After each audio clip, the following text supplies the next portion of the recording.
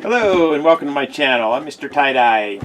So if you guys are already subscribed, thank you very much. I appreciate that. It really helps my channel be easier to find on YouTube, and it just helps my channel grow. So it's a nice way to support me. So if you're not subscribed, then I ask that you would do that, please.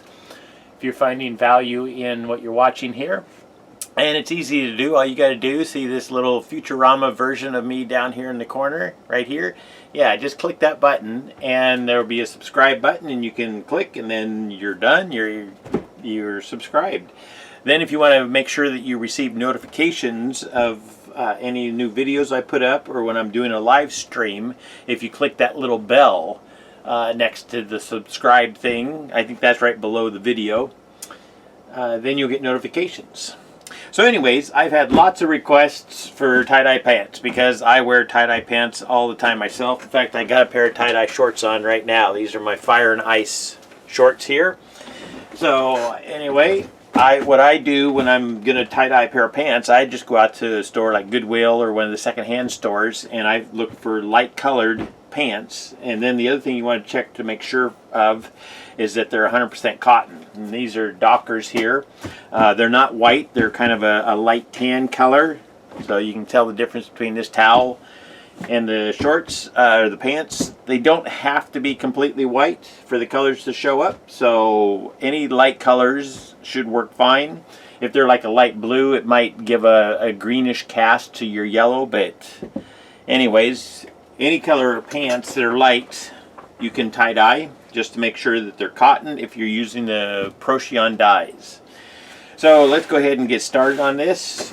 These ones, what I'm going to do is put a rainbow up across them, and then I think I'm going to put a spiral down on this pant leg here. So what I usually do, if I'm whatever design I'm going to pleat, I will go ahead and draw on a line with a washable marker. And the brands that I like the best for washable marker is Crayola or Crazy Art. They seem to work well and wash out. Although every now and then I've had just a little bit of a mark that didn't come all the way out. So on t-shirts, I usually work on the inside of the t-shirt just in case, but I think we'll be fine. So what I'm going to do is just kind of draw a little bit of a rainbow here, just to give me an idea of where I'm folding at. So I just usually try to line the pant legs up as even as I can, and then I just draw my lines on. I'm going to draw two of them on so that I have my two sides of where I'm putting my color at. Okay. And then we're just going to pleat fold those. What I find with doing pants, it's better. You can try doing some of the folds where you have many layers in there, but on those I would probably tie it with sinew and then let them dry before I add a dye. But if I'm going to fold them and dye them while they're damp, I like to do simpler patterns like, a pleat fold, a scrunch, or a spiral. And we're actually going to do all three of those. I'm going to pleat the rainbow, I'm going to spiral the bottom part of the pant leg, and then I'm going to scrunch this top part. The top part, since it has all these pockets, the front and back pockets in it, it's a little harder to do any kind of a detail. Like if I was going to do a spiral, I could do it, but it's not going to be as nice and neat as down on the pant leg. So usually on the top part, I usually just kind of scrunch it up, and I think that'll work well with the rainbow I'm doing here. So I'm just going to go ahead and get started.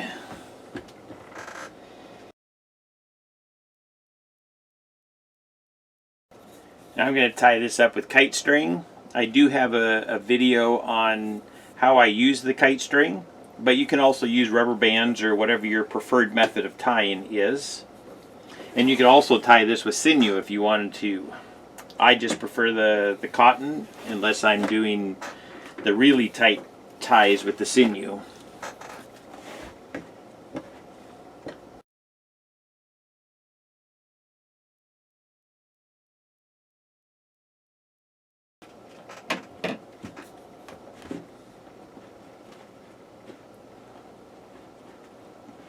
And then the one thing, sometimes with the the pants, if you don't have the pant legs lined up perfectly, or sometimes even when you do, it doesn't always translate as nicely. So sometimes you get this wadded fabric in here. So I'm just kind of going through and just straightening out excuse me, straightening out as many of these pleats as I can.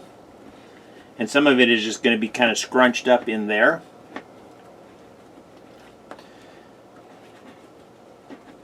But I want that to kind of lay as flat as I can get it in there, just so that I can open those creases up and make sure I have good dye saturation. Because with the thicker fabric, sometimes the dye saturation can be an issue. So this is just how I do the pants, and you just kind of have to make it work.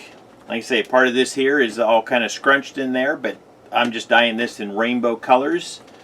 So I think it's going to be just fine.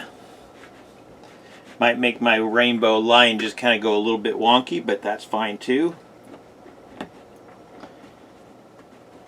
If I wanted to be more precise, I could make sure, you know, to line things up and get a nice arc going on, but I just kind of free-handed that really quick. So there's the rainbow part. Like I say, I'll just put strips of rainbow color in here. You'll see that in a bit. And then I'm going to do a spiral down here. So I usually just try to straighten this pant leg out as much as I can, get it as flat. And then kind of see just how big my channel is. And then I usually just pick a spot in the middle of that.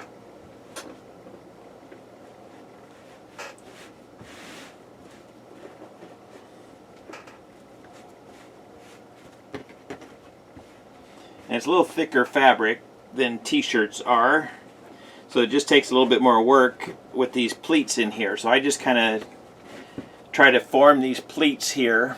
Let's see if I can zoom in some.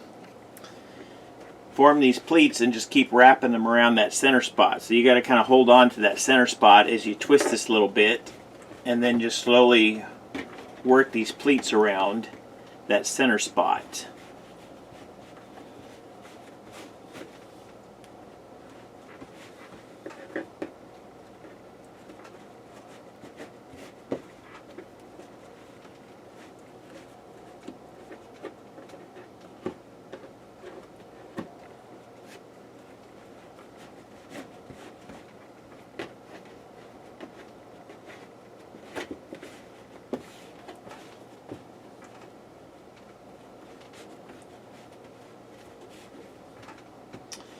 Okay, once I get that kind of all twisted up, then I just tie it up with some kite string.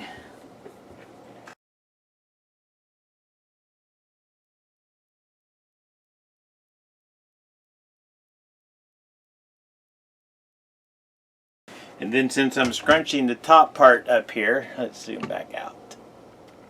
I'll be scrunching the top part. I'm going to go ahead and scrunch the last little bit of this, so the little bit of space in between the spiral and the bottom of the rainbow and then the other pant leg here. I'm just going to scrunch that all together.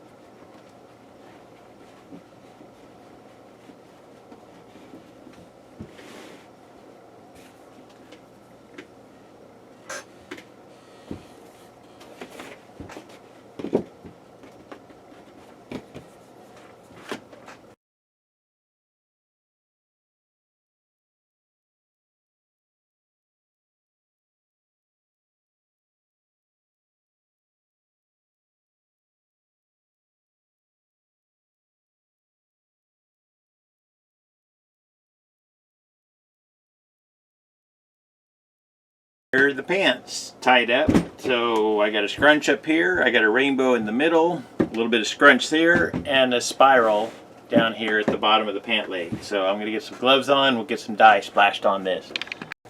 Okay, so what I'm going to do to start with, the thickest part of the pants, of course, is the top area up here, and it'll take a while to get it saturated. I'll probably have to apply a few different coats of dye to get that in there. So I'm going to start with light turquoise up here. So I'm going to go ahead and apply a coat of that, and then I'm going to get into dyeing the rainbow. That way this can have a chance to start soaking in.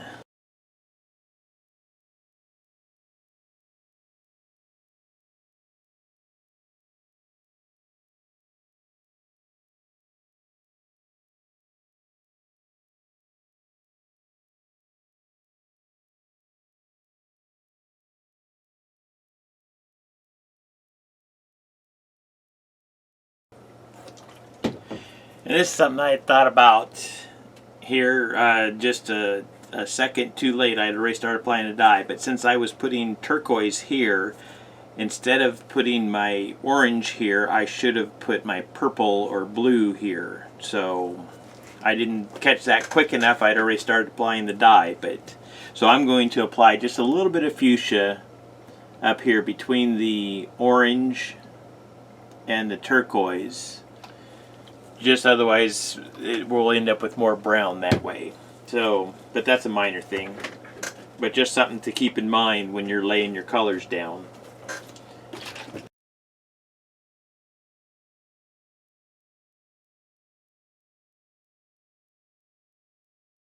And on thicker areas like this here where I have to apply a lot of dye, it's going to start getting kind of sloppy in there because just the amount of liquid. I can still see just a little bit of white areas that I'll go back and touch up here at the end, but then when I'm all done, I'm going to put a darker coat of turquoise over top. So that's why I want to kind of have some of that liquid. The dry rags down here will help try to pull some of that dye down through the fabric. So that'll soak up some of that excess liquid there.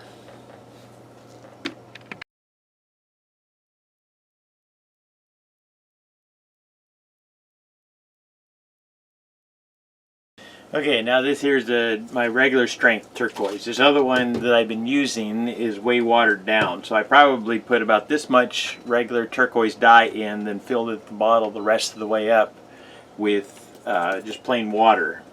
So this here is the full strength turquoise. So it'll just kind of give me a little bit of a darker shade over top of this, just give me some patterning.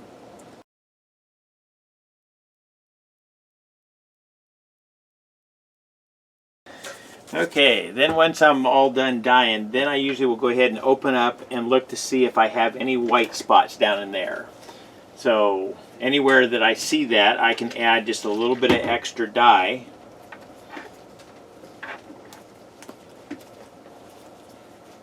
And that's another good reason to have it just all on one single layer. If you have done several layers of folds, then you can't peek inside there and add them. And on the thicker fabric, like this isn't quite, you know, denim, but it's still thicker than normal t-shirt fabric. So the dye doesn't want to soak in as far. It just needs more dye. So I just go along and I find all of these little white spots and add dye to them.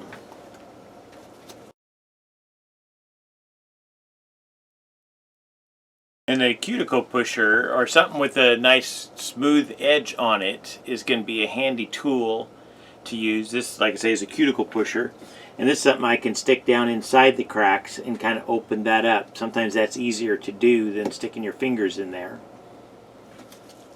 And every now and then there's still a little white spot, even in the spots that were a little bit thinner. So this just allows me to touch those up before I start batching it.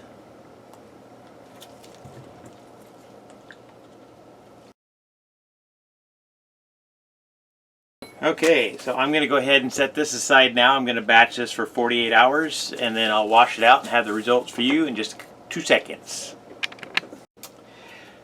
I changed my mind. I think I want even more color. That dark turquoise was good, but I think I want it even darker up here at the top. So I'm going to add some sapphire blue over top of that turquoise.